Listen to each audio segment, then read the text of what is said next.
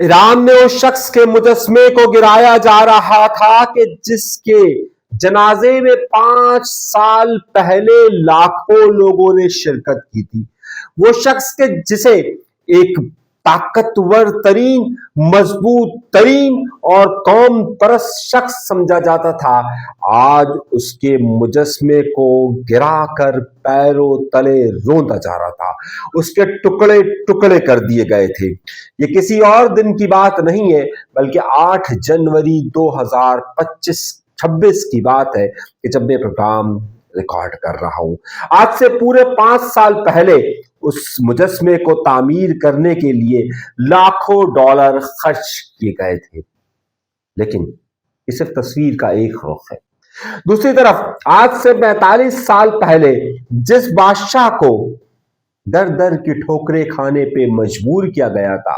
और जिसे 1979 के इनकलाब के बाद एक मनहूस तरीन शख्स करार दिया जा रहा था, 8 तारीख की रात को 31 सूबों के मुख्तलिफ शहरों के अंदर लोग छतों पर खड़े होकर जावेद शाह का नारा लगा रहे थे, यानी बादशाह जिंदाबाद का नारा लगा रहे थे कि जिस बादशाह का नाम लेना ईरान के अंदर जुर्म तस्वुर किया जाता था, जिसका नाम लेना सजा के तौर पर देखा जाता था, आज उसके नाम को इतनी इज्जत दी जा रही थी। वक्त बदल रहा है, हालात किस तरफ जा रहे हैं, क्या ईरान के अंदर कोई बहुत बड़ी तब्दीली रूनुमा होने वाली है, ये सारी बातें आज के प्रोग्राम में हम शामिल रखने वाले हैं। लेकिन उन सब के लिए जरूरी है कि चैनल जरूर सब्सक्राइब कीजिएगा, डरिएगा नहीं, झिझकेगा नहीं, ट्रंप आप पर हमलावर नहीं हो सकता है। साल 2001 जब लंदन के एक फ्लैट में इतला ये मिलती है कि एक लड़की ने खुद पर गोली चलाकर खुदकुशी कर ली है। ये लड़की कोई मामूली नाम नहीं होता, ये उस वक्त जरूर मामूली जिंदगी गुजार रही होती है, लेकिन ये तारीख का एक बहुत बड़ा नाम होता है जिसे लैला पहलवी कहा जाता है। ये उस वक्त के रजा शाह पहलवी की सबसे छोटी बेटी होती है, जो हालात से और गुर्बत से इस हद तक तंग हो जाती है कि अपनी 31 साल की जिला वतनी की उम्र के अंदर वो खुद को गोली मारकर खत्म कर देती है।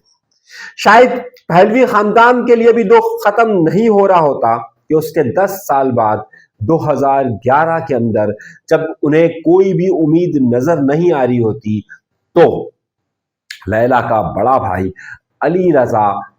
अमेरिका के एक फ्लैट के अंदर खुद को गोली मार देता है।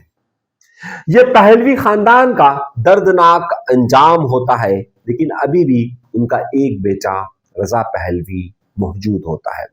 वही रजा पहलवी कि जिसने 6 जनवरी 2026 के दिन एक ऐलान करता है कि जो कोई भी ईरान के अंदर मुजाहिरे कर रहा है वो अपने घरों की छतों पर 8 और 9 जनवरी को चढ़ जाए और जोर जोर से नारे लगाए कि बादशाह की रूह जिंदा है। लोग नारे लगा रहे होते हैं कि जावेद शाह यानी बादशाह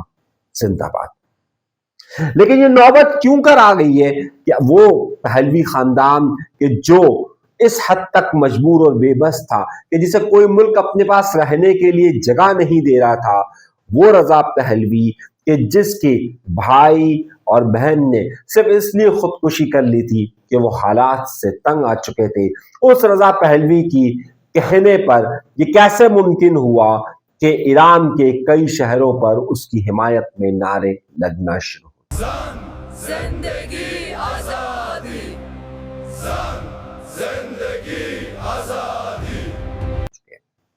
आइए इस पूरी कहानी को समझने से पहले एक छोटी सी चीजों को मैं आपको बताना चाहता हूं, वो जरा आपके जहन में हो। गुज़िश्ता साल मई में इजराइल और ईरान की होने वाली जंग और उस पर अमरीकी हमलों के बाद कई सवालात उठना शुरू हुए।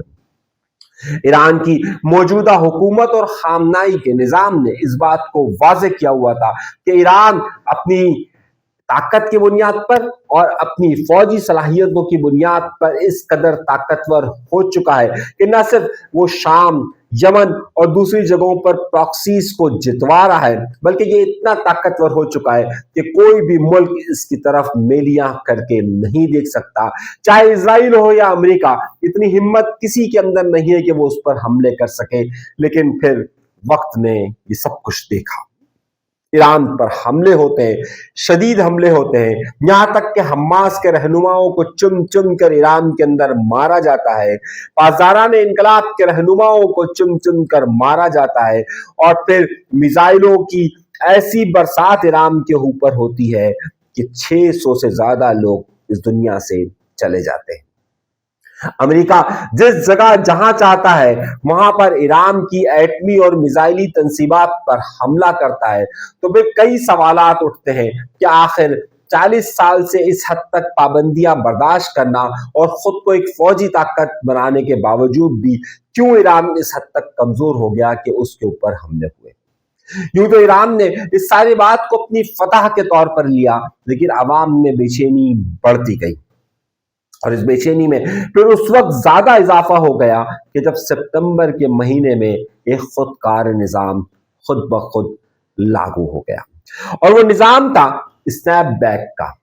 اقوام متحدہ کی ایک قرارداد کے مطابق اگر ایران جوہری معاہدوں پر عمل درآمد نہیں کرتا تو پھر اسنیپ بیک فارمولے کے مطابق اس کے اوپر تمام کی تمام پابندیاں دوبارہ لاگو ہو جائے گی، اور 28 ستمبر وہ دن تھا کہ جب ایران کے اوپر مکمل پابندیاں لگ گئی، جس کے مطابق اب ایران نہ اپنا تیل بیچ سکتا تھا، نہ ایران میزائل خرید سکتا تھا، نہ ہی ایران کے پاس اب اس طریقے سے کمپنیوں کا رخ ہو سکتا تھا۔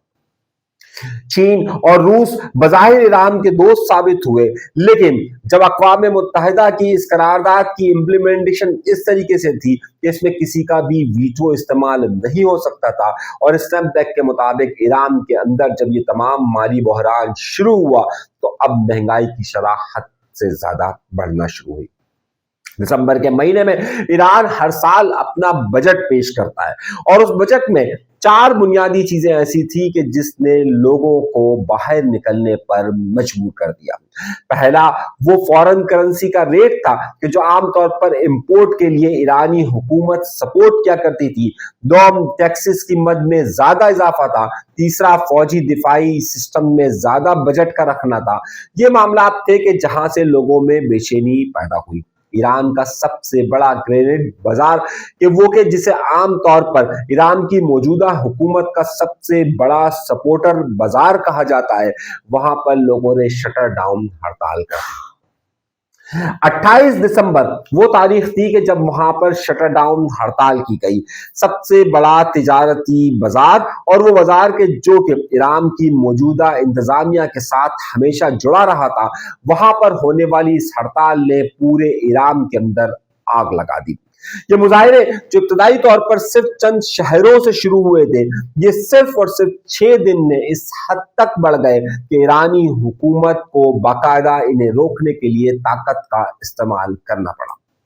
معاملہ اس حد تک گمبھیر ہو گیا کہ ایرانی انتظامیہ نے ان مظاہرین کو ٹرمپ کا آدمی یا ٹرمپ کے لوگ قرار دینا شروع کیا، اور پھر ایک بار اس کے اندر رضا پہلوی کی انٹری ہوتی ہے۔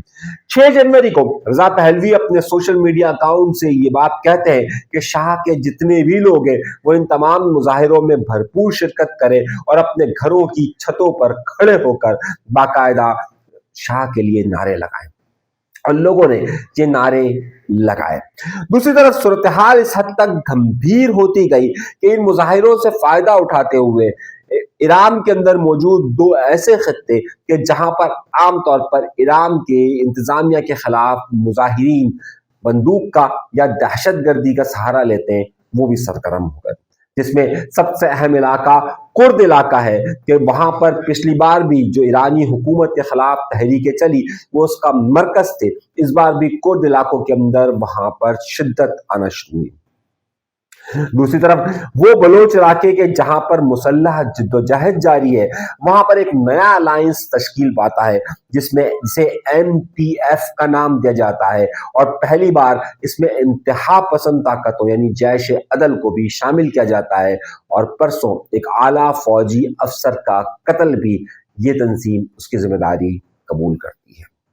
ईरान में होने वाले मुजाहिरों की शिद्दत में 8 और 9 तारीख की रात, दरमियानी रात को जितनी शिद्दत आई, उसके बाद ऑस्ट्रेलिया, अमेरिका, यूरोपीय यूनियन और सब ने मुजाहिरीन के हक में बयानात देना शुरू किए। 9 तारीख को जुम्मतुल मुबारक के दिन आयतुल्लाह खामनई ने खिताब किया। आयतुल्लाह खामनई ने मुजाहिरा करने वालों को ट्रंप की खुशनुदी हासिल करने वाला करार दिया और कहा कि ये वो लोग हैं कि जो किसी न किसी तौर पर ट्रंप की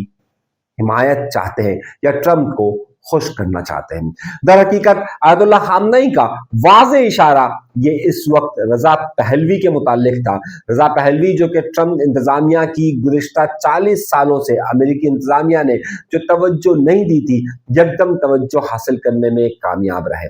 पिछले दिनों नेतन्याहू से उनकी मुलाकात ने भी कई सवालात जन्म दिए थे, लेकिन अब लगता यह है कि रजा पहलवी एक बार फिर अमेरिकी और आलमी इंतजामिया के सामने अपनी जगह बनाने में कामयाब हो गए।